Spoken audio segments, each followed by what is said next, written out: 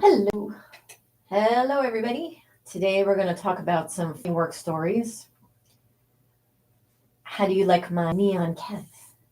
I got this at some holiday store, one of those pop up stores. And it's really cute. I wish it was bigger, and I don't understand why it takes three AA batteries because it's a very small light. But I like it. And I'd like for you guys to have something to look at. I'm still playing around with some ideas. So today I have some work stories I'd like to just talk about. A couple of funny things before I start forgetting them because these happened a really long time ago. If you like My Neon Cat and you also like Elton John has a fantastic song called In Neon. It's just one of those beautiful, big production songs. And he also has a song that if you're feeling kind of down, when I was going through my teenage angst, the song that I turned to, and I think it's on the same album as In Neon. It's called Burning Buildings. And it's a beautiful song. Again, one of those giant production songs that he's well known for. Also, if you're feeling kind of the boo-hoos and you need something to feel sad to, it's a fantastic song to just lay back and feel sad. I'm going to turn the light down and see if that makes the cat look better. Just 1 minute.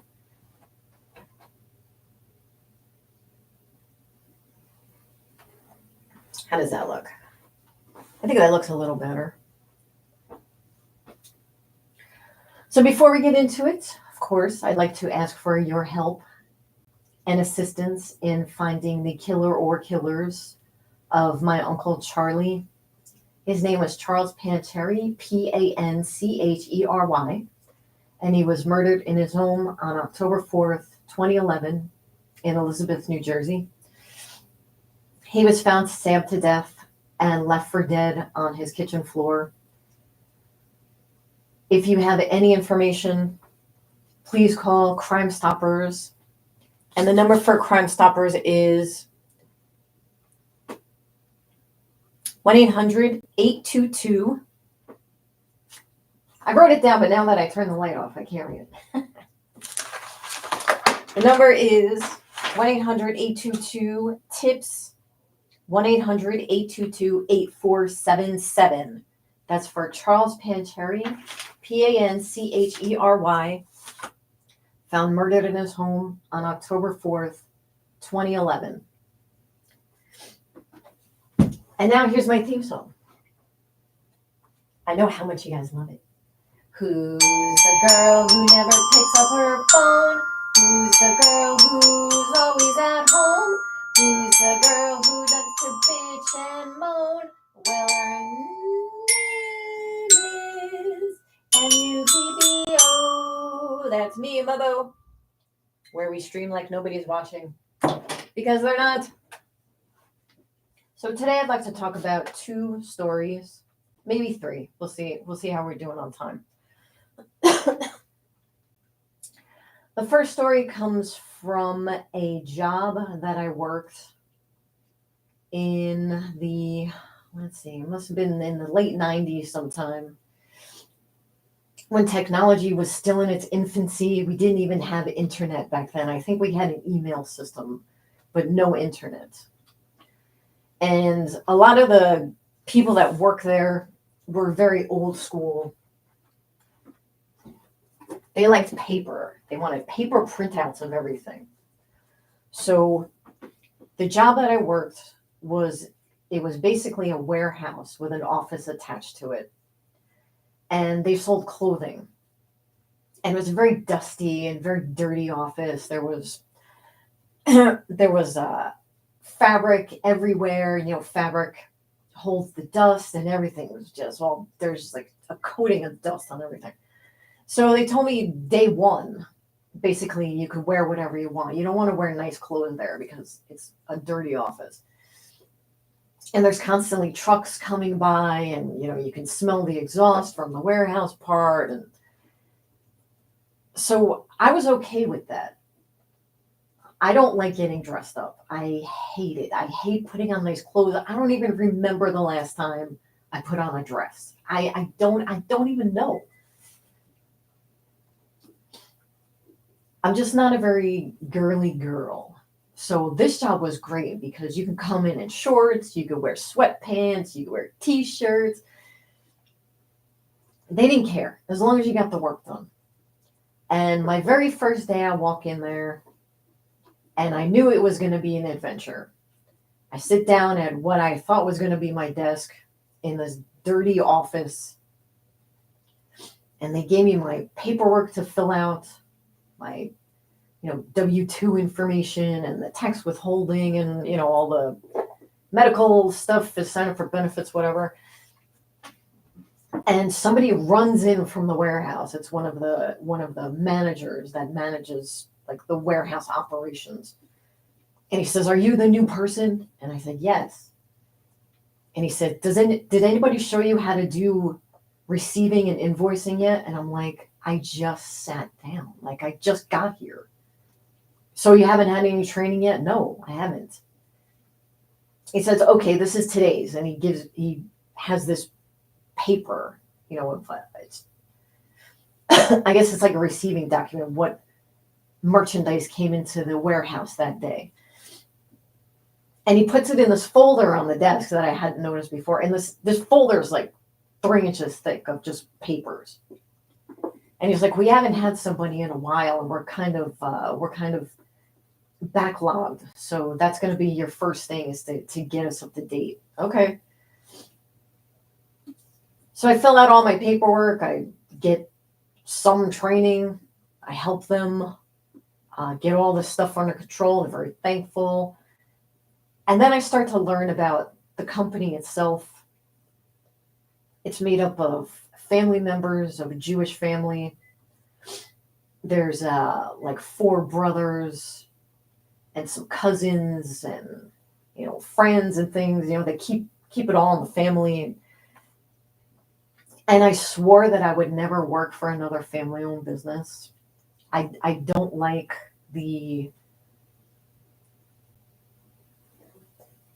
when you work for a family business, you don't have that professional separation that you would.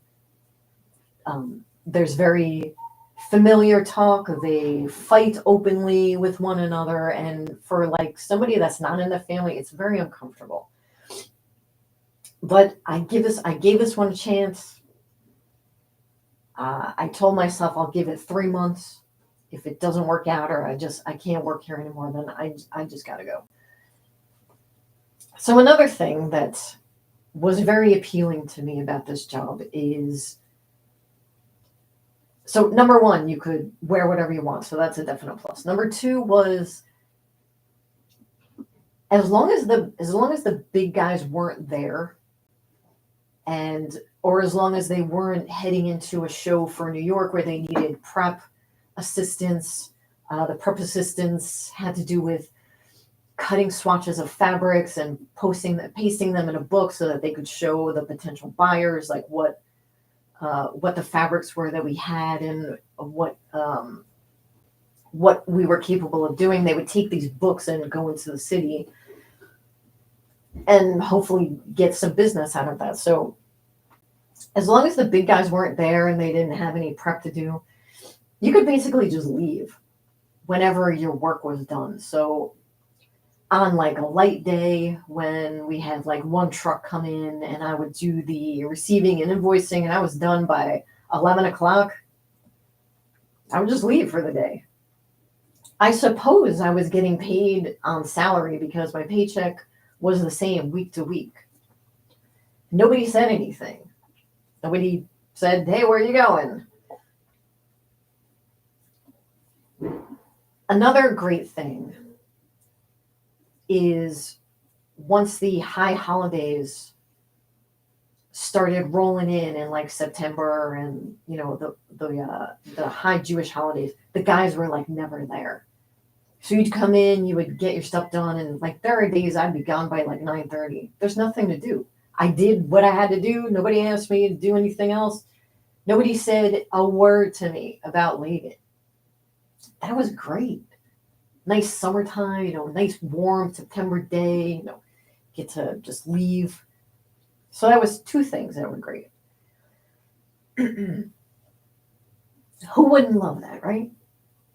So as I started to become more familiar with the way the place worked and people there, they're all really nice. They asked me if I would mind helping. I don't know what her job was exactly, but she did a lot to do with the designing part of it. So she worked with the designers, and one of her job functions was to receive in all the faxes that came in overnight, because all of our manufacturers were in like China or Thailand, and it was daytime for them when it was nighttime for us. So they would be working all night, and then we would come in the morning, and the fax machine would just be overflowing with all the orders and all the things that they had to get done overnight, and communications and things like that. And like I said, the people that worked in this office, they were older. They did not like dealing with email. They didn't like dealing with technology. They wanted paper. So this woman's job was to go around. I think there were like 3 fax machines. She would go to all 3 of the fax machines. She would pick up all the papers that were there. It could be 100 pages. And she would collate them according to who they were being sent to, so that you can just like flip to your section and find all the faxes that were coming to you overnight. So she would sit there and she would sort them all out, and then she would make copies of them, like 15 copies. So 15 copies of like 100 pages. This is like every day. So she'd make all of these copies, and then she'd walk around the office and she'd get everybody their packets of faxes. And they would sit there and flip to their section and read everything, and have outgoing faxes, which the girls up front would take care of. There's like a billing section, billing, customer service, and all of that stuff was like in the front of the building. And our building was more like the production side of it. So every morning she would get all this done and make all her copies and hand them all out. And they asked me if I wanted to learn how to do this job function so that I could assist on days when she wasn't there. I just need a drink. And I said, sure, that sounds great. I'll help out first thing in the morning. It's the first thing you do in the morning. This way you get it done, and then you can go and do your invoicing and receiving and all that. So she calls me over to this huge fax machine. It was like one of them high-speed fax machines. And she showed me the instructions. It seemed kind of straightforward. Go to the fax machines, get all the faxes, collate them according to who they're being sent to. But then it said, put the package of papers in the copier, make one complete copy, and throw it away. And I said, why are you making a copy and throwing it away? And she says, that's what the instructions say. And I says, that's what you've been doing this whole time? Yep, she's been there 5 years or more. So you make a copy of 100 pages and then you throw it away. Yes. You have to do this. I says, okay. What happens if you don't throw it away? She says, we always throw it away. She's like, we don't want to get into trouble. The instructions say, make one complete copy and throw it away. Okay. So the time came when she was going on vacation, and it was my turn to now do this. So I get all the papers, I get them all together, I make the first copy, and something in me just said, this is ridiculous to throw it away. What are you throwing it away for? So I decided not to throw it away. And I hid it in my desk. I hid this big copy, this 100 pages or whatever, in my desk in case somebody came by and said, "Did you throw it away?" And I would just say, "Well, I forgot. Here it is. You can just throw it away." So day one, nobody asked me if I throw it away.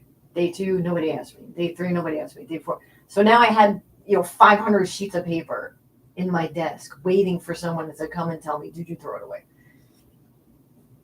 So this woman comes back from vacation and she says, "Oh, how did it go?" I says, "Well, it went great. I was able to get everything done except I didn't throw the first copy away."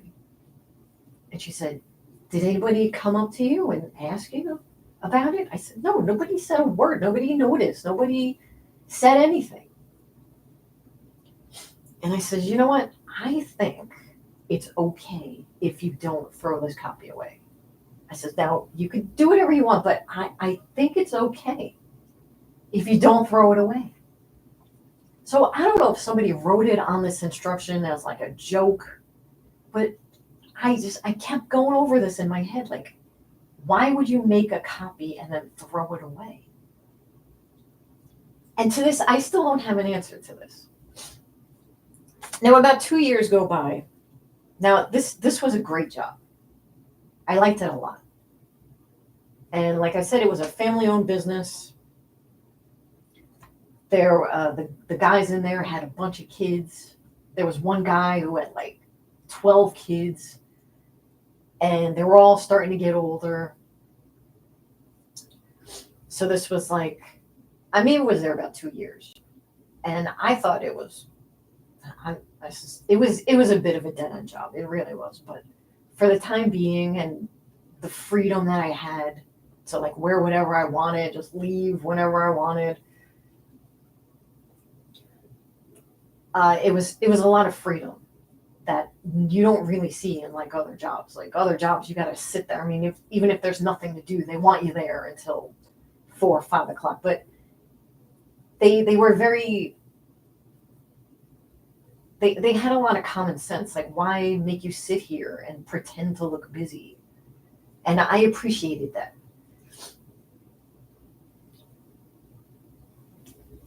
So, but that's not to say that I didn't stay late on some nights. Like, if they had a big show to go to in New York, I had to jump on and help them get all these swatch books ready and make all their samples and get all the paperwork straight. And sometimes I wouldn't get out of there until 5:30, 6 o'clock, because they were going first thing in the morning to the city to present all these new fabrics that we had. So, but that was far and few between. Most of the times I was out of there by 3 o'clock, 3:30. So one day I was minding my own business. I was sitting there enjoying my workday. The warehouse manager, the one who asked me on my first day, "Did anybody teach me how to do invoicing or receiving?" approached me and said, and this is why I hate working for family businesses. He says, "My daughter is turning 16 this year." Oh, yeah, that's nice. Yeah, she said she wants to come in and like sit with you and see what you do all day. And I said, "Oh, no, that's it. This is over and done with. Like, the second this girl decides that she wants my job, I'm going to be out of here." I see the writing on the wall. Like, there were so many family members working for this company. And why not? If you have a family owned business, why not keep it in the family? And I said, "Sure, whatever."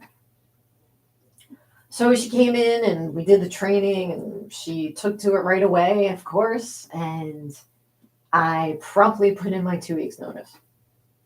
I don't care. Like, I'm not gonna sit there and just work every day like every day is gonna be my last. I can't worry about this kind of thing. So they hired a replacement for me, and then I guess eventually she got let go, and then the job was taken over by this daughter of one of the warehouse managers, and that's fine. But I felt really bad about leaving because I really really did like it there. So that's the first story. And that I didn't have a plan. Like I put in my 2 weeks notice and I'm like, I gotta get out of here, but like now what do I do? So that started my foray into the wild and wonderful world of temping. And I have two more stories to tell you about temping, but I don't know if I'm going to get to both of them. So the first one is I was I was hired as a temp in this pharmaceutical company, this giant conglomerate, this like a city within a city. And that's when I learned that I much prefer to work for a large company than like a small mom and pop shop. I love the chaos. I love the comings and goings. I love the busyness of everybody running around. And I love the coffee machines and the cafeterias. I love being a part of that. But being a temp, unless you do something to really stand out, you're hired for a specific time period and then you're let go. And I would recommend to anyone who isn't sure what it is that they want to do with themselves, or they have a job but they don't really like it, but they don't really know what they want to do. Temping is a great way to really understand how businesses run and how different businesses the community works and how you fit into everything. I would highly recommend it just to give it a try. So this job that I worked, I loved it. Another one that I loved. It was a giant pharmaceutical company. I worked in the marketing department, and what we did is if you ever gone to the doctor and they've given you like sample packs of things, so pharmaceutical salesmen come into those doctors' offices and they say, "Hey, we got this new medication for high cholesterol. We'd like you to give your patients some samples and give it a try." So our department kept track of all that. We kept track of what salesmen were giving what to what doctors and how much they were getting and this kind of thing. And this way we could just, keep track of what was going where and how much. And it was fun. There was a big backlog again. As they hired some new salesmen, they got a lot of doctors, a lot of new doctors' offices, and there were new medication. So there was like this huge backlog, and they would come in on these index cards. They were all handwritten by the salesman, and it would have their name, the medication they gave, what doctor, how much, and we would just take this and log it into like a green screen program, and then they would run a report, and then that report would go who knows where. The weird thing about this pharmaceutical company is number one, it was very, very hard to get hired. It was like a very desirable company to become a part of. The one thing that I knew is that they did perform animal testing on site. They had a path that was off of the main campus and it led down to this area with a big gate, and in that gate were all the kennels, and this is where they would do the animal experiments. And I wasn't happy about that, but I mean, I needed a job. I'm gonna get a drink really quick. But the weirdest thing about this, and this was like a rumor that was nobody came out and said it, but you would hear it from other workers. They talked about a pool, an Olympic size kind of pool in a building. And this pool had fish in it and wildlife and plants and things. And this pool had to be kept immaculate, and it could never be touched by human hands. And if a person accidentally dumped their finger in the pool, or they accidentally touched the water, all the animals would be killed.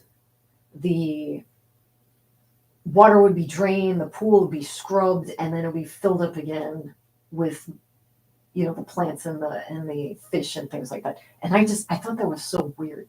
And they said it was because they were putting samples of medications in the pool and then measuring whether it affected the plant life or whether the fish were dying or were the fish growing extra heads or extra fins or things like that. And you could not touch the water. It had to be just the only thing that went in there are the chemicals.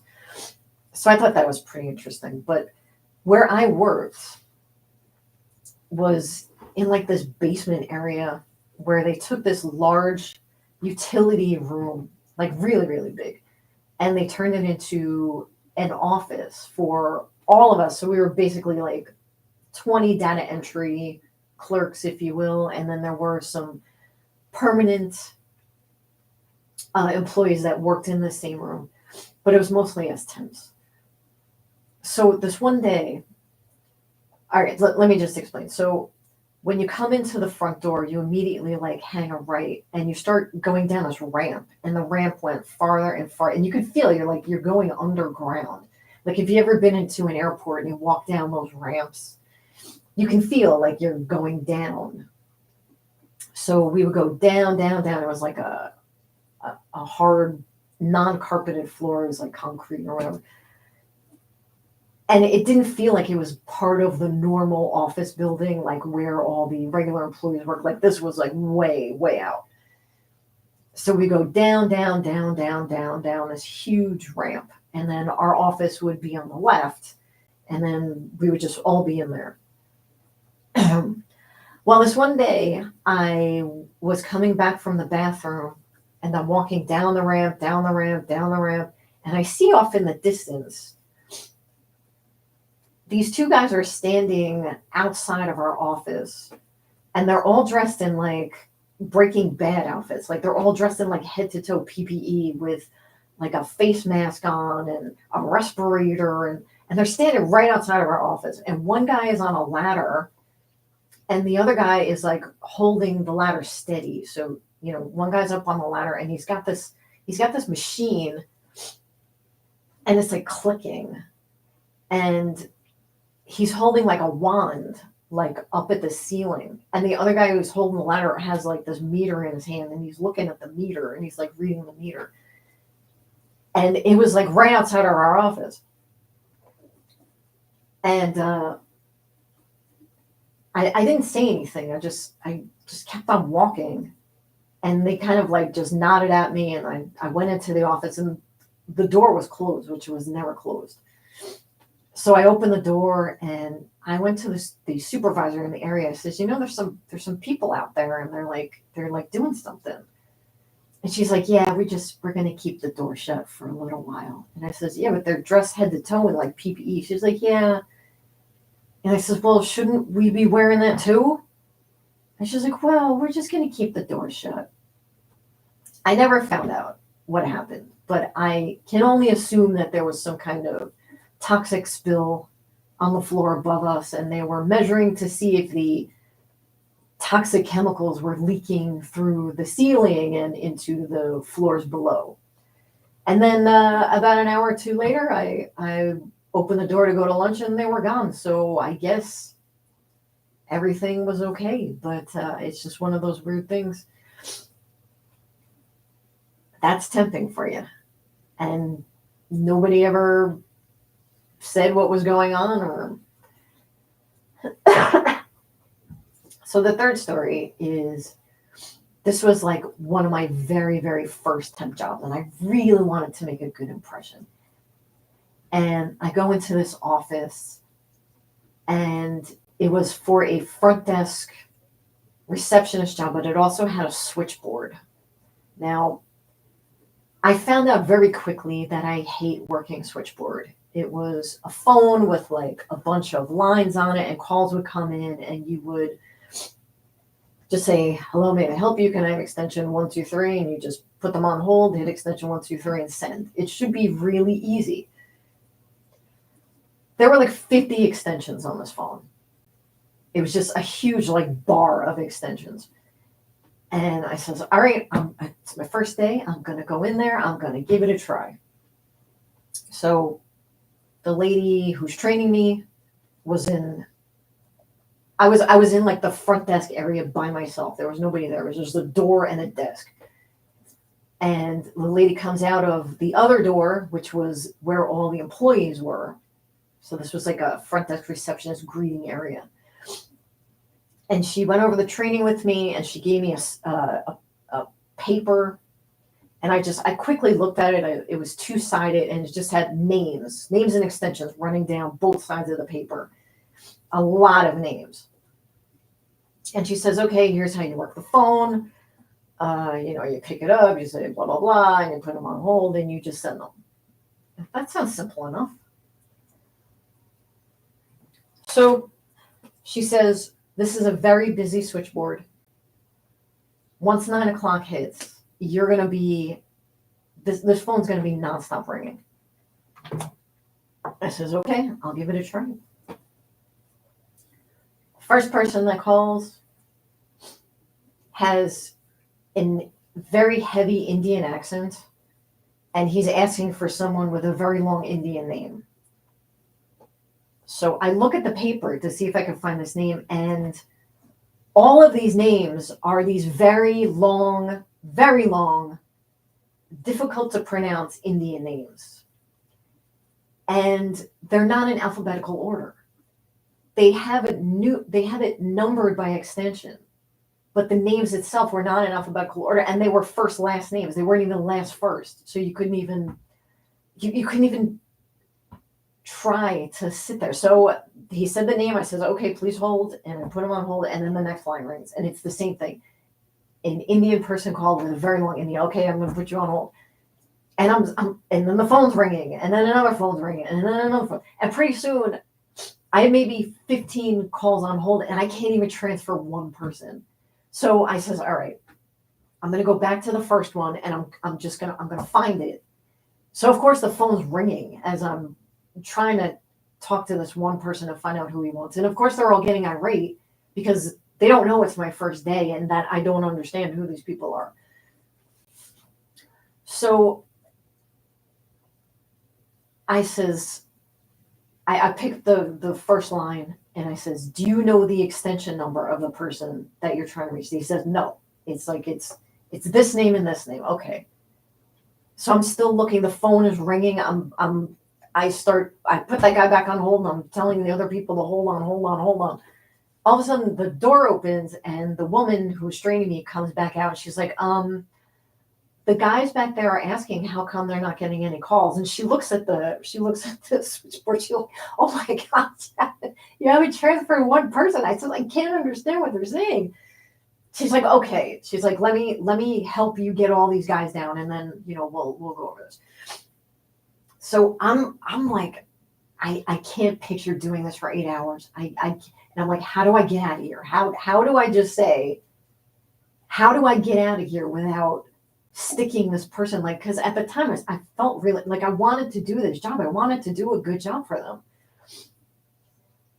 And so the lady gets on the phone and she's transferring them over, and the phone's still ringing, and she's picking it up, putting them on hold and trying to transfer people. And I'm just sitting there like I've checked out mentally at this point. I didn't know how I was going to do this. And then all of a sudden, behind me, the door opens and an angel appears. And I turn around and there's this young girl, and she says to me, because the woman was on the phone, she says, hi, I'm here for the front desk reception job. I'm sorry I'm late. I hit traffic. And I says, what do you mean? She says, I'm here for the front. They told me I was going to be working switchboard at a front desk reception job. And I was like, oh, they must have double booked us. And I told the lady who I got her attention, and I says, I think they double booked us. They sent another temp. But I'm like, you know what? I'm going to give this girl this temp job. And I says, you can have it. And I went to the closet and I got my coat, and I says, I'm sorry. I don't think this is for me. And so the lady starts teaching the temp girl like how to do it. And she's looking at all of these names and all of this weird setup. And I walked out And I went home. Well, I walked out and I sat in my car staring out into space for a few minutes. And this wouldn't be the last time I went to my car and just stared out into space. And I drove home and I called the temp office and I told her what happened and I apologized. And she started laughing and she says, they didn't even tell us that when they were booking this job. Like, that's a really helpful thing that they were going to tell us that it's an Indian-based company and the people were going to be calling that were Indian. And she's like, they really should have told us that this is going to be a challenge. And she apologized and she said that she'll find me another assignment. But yeah, I had no idea how I was going to get out of there. And then it was just one of those weird twists of the universe where somebody else shows up for the job. And I believe things happen for a reason. And I said, this job has beat me and I can't do it. And that's it for this week. I will try to stream more. I do have a lot of stories that I want to get to, but it's just finding the time to do it. I have to do it and the house is quiet. Also, most of my videos are going to be live videos, only because I tried to record a video and upload it. It was like a 20-minute video of just me talking, and it took like 2 hours for the video to upload, and nobody else in the house could use the internet. And apparently that's a big thing here. Like, we're all very internet dependent in this house. So I have to wait until everybody's out of the house and it's quiet. My son's in the kitchen making cookies and my beloved isn't here. He had a thing to do. So that's one less person on the internet. So I just wanted to let you guys know that if you click on my channel and there's no content to, please look under the live tab, because that's where the videos will be. So until next time, I'll talk to you guys soon. This is MUBBO.